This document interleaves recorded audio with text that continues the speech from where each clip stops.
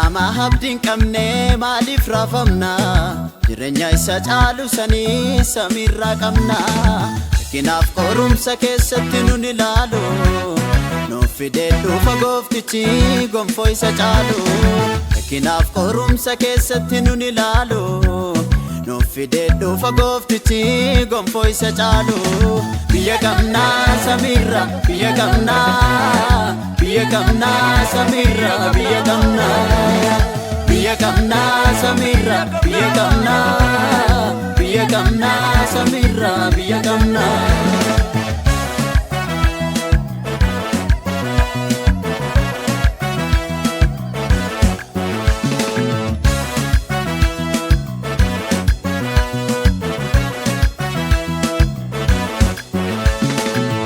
Fazirana male asmiti biyyi keenya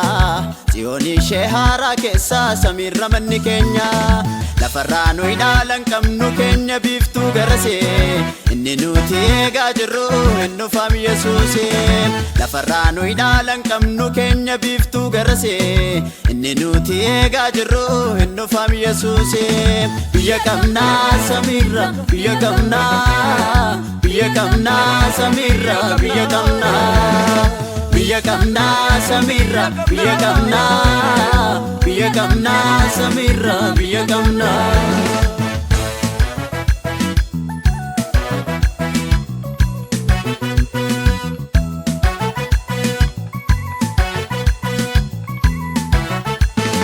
akkuma dubbatee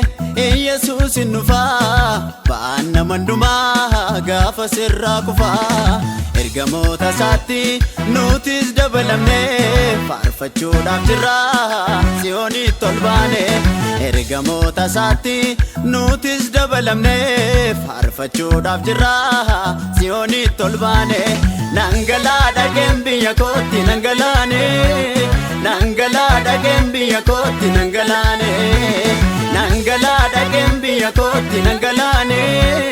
nangalaa dhageen biyya kootti nangalaane nangalaa dhagee biyya kootti nangalaani nangalaa dhagee biyya kootti nangalaani nangalaa dhagee biyya kootti nangalaani nangalaa dhagee biyya kootti nangalaani